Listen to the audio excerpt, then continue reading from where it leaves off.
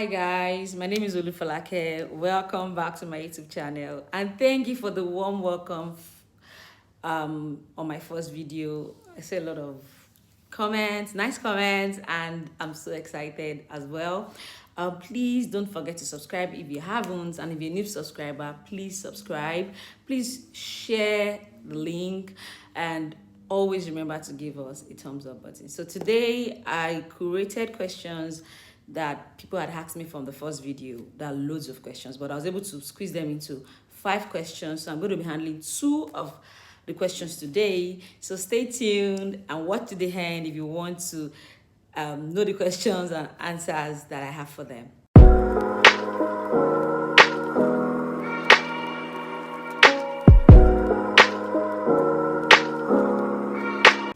Welcome back. Okay, so this channel is majorly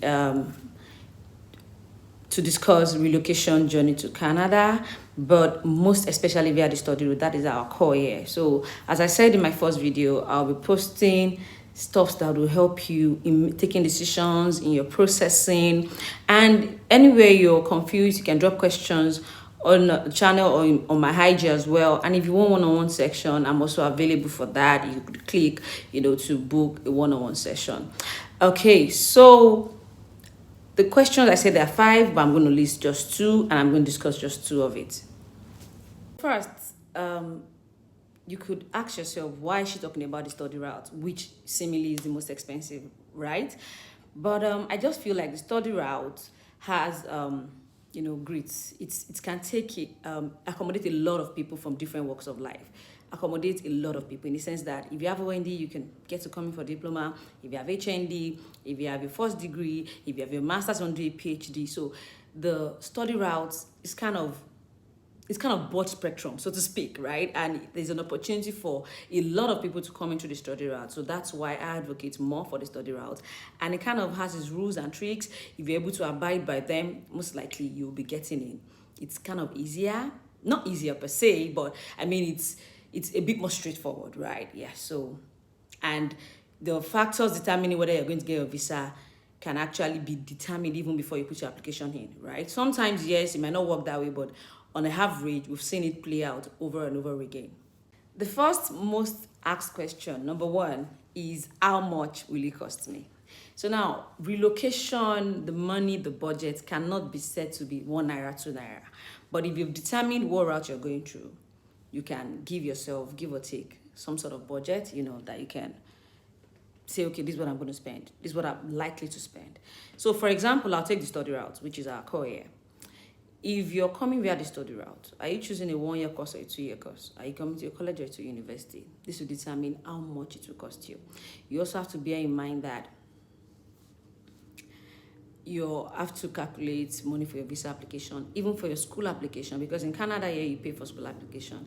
Some schools have waiver here and there, but it's kind of restrictive, and you might just have to stick to that one school. So you should bear in mind you have to pay within 70 CAD to about 150 Canadian dollars for your application.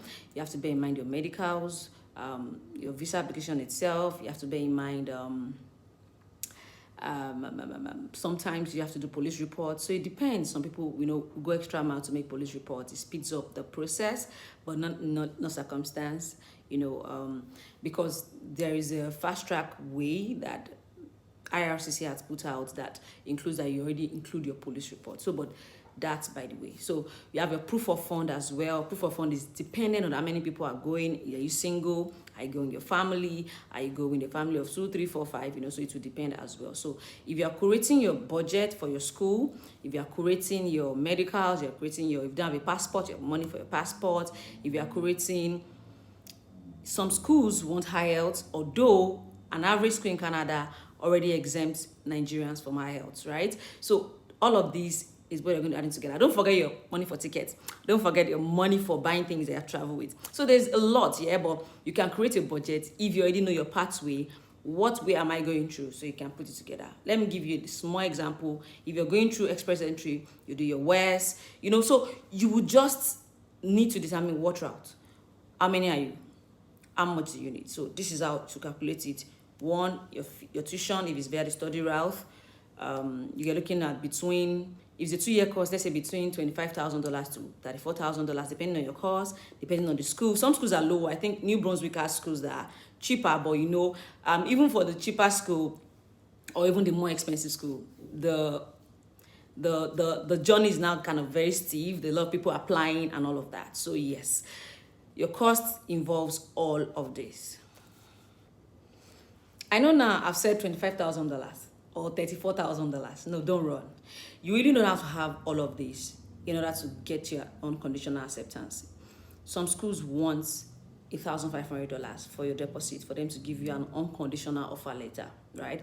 Some want you to pay for first semester, while some school wants you to pay for the entire year. I've heard one or two because maybe there's some people on wait list and there's a rush, while some just want the deposit, as I said. So you need to find out what the school you're applying to wants before you put in your application. This is very important so that you just don't pay application fee and you're stuck.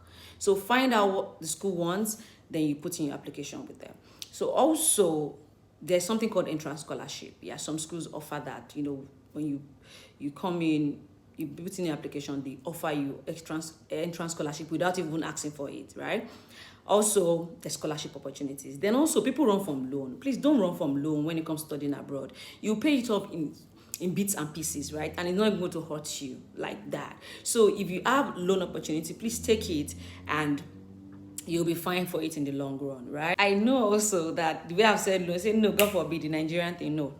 A study loan can ease your burden and take you off the stress of wondering what's next for you. And then you can take yourself up there and repay that loan monthly when you start working. And it's not always such a burden. I mean, I was speaking to someone yesterday that said that he had taken a study loan and he paid it up in 2.5 years. So you can imagine, although he paid some in bigger installments, when he got so comfortable already. So this is something you should also look into. Of course, the loan facility companies might be a little stringent, but see what works for you and work with it. Still on cost, I know a lot of agents say to people that, I want just you single applicant alone, don't put in your family application. Well, the reason probably is going to be because of proof of funds. But if you can afford it and put yourself together proof of funds and show evidence that you can pay proof of fund actually. I know you're going to ask this, proof of fund, what your expectation is to have as a single person, as an individual, is listed on the IRCC website. When I'm taking a video on proof of fund, I'm going to put out that information as well, but you can check it if you need it now. So what I'm saying is, some agents will say, I want just the one person, single applicant. Trust me, Canada wants you to come in as a family, so long as you can provide all your documents. So why not putting in your application at once? So with regards to cost, if you're putting in all your application at once, that's for you, your kids, your wife, or whatever, it means that you should calculate your proof of funds alongside with your costs. And if it's just for a single person, your proof of fund average, I think, is $10,000. That is something you should bear in mind as part of your cost. So I'm going to give a rundown of what we're including in cost. We're including in cost your tuition, your visa application fee, your school application fee, your medicals. Your biometrics comes with the visa application if you have not done it in the last 10 years. Then, so for a family of 4, for example, you're calculating medicals for 4 people. So most times dad and mom has the same fee, while the kids, their fee is a bit lower. So it will depend on how many of you are coming and all of that, and that's how you're going to calculate your costs. Please don't forget your ticket. I've seen 1 or 2 persons that after everything, maybe they had gone to, I don't know what had happened to their proof of fund, and they forget their tickets. And guys, your proof of fund is very important. You will need it when you get here. Because, for example, if you had paid just a 4 semester school fees or an installment, the moment you get in, time runs, and so you have to pay almost immediately you're getting in. So that rush is avoidable. Also, if you're able to pay most likely your 4 semester school fees or a whole year, it also increases your chances of getting a successful visa application as well.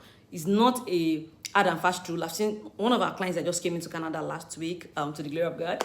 She actually paid only a 4 semester and she's in here already, right? But if you have the funds, why not pay all, and so that you can rest it out. If you're using loan, the loan facility pays all, and then you can rest it out and do other things, right? What school should I choose? Now, that question is why? Why? Because we have so many schools, so many provinces, There are different things. And then, of course, even you have different cost of study. We'll need to pick a future thinking course. If you're transiting, I would advise that you are able to tie your former course to the new one you're choosing, because when you're writing your SOP, that's your statement of purpose, you need to also highlight this. I need to find time to explain how to write a winning statement of purpose. I will do that in a subsequent video.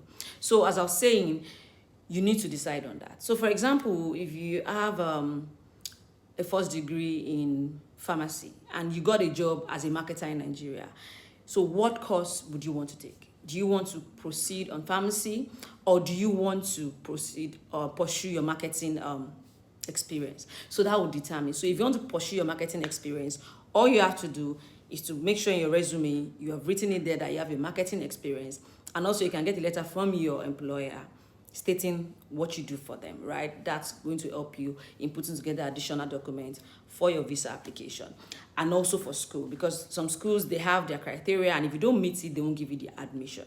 So for example, if you're switching from, and also before I forget, there are some courses that they don't give international students, so forget about them. Look for courses that they give to international students and are future forward, because you need to be sure that when you're spending so much money to come down to Canada, it is worth it at the end of the day. I would not let someone spend $20,000 come and study office management or culinary management, something weird. You need to pick courses that are future thinking, courses that would align with your purpose, because you're coming here to contribute. You're contributing your finance, you're going to contribute yourself, your know-how, your brain eventually. So you need to make sure it's worth it for you. And don't restrict yourself to what you can do, but ensure that it is worth it and you can tie that course to your previous course.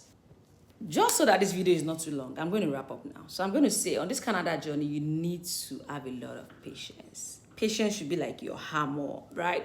You should be very, very patient, because it requires putting together your documents properly. And I tell people, for Canada, from the A to the Z, you need to be prepared. So as you're picking your school, you're aligning it with what you've done before or what you intend to do, so that your SOP is also tight. There's a place for that in your SOP. So the truth is, you need to make sure from the beginning of your plan, you're having an airtight, solid plan. So with the help of God, which God always comes through, I'm sure that you will be able to work around things. So if you love this video and you really like this video, please don't forget to subscribe, don't forget to give us a thumbs up, and share this link with your friends. Thank you for your time. Thank you for watching. Talk to you soon.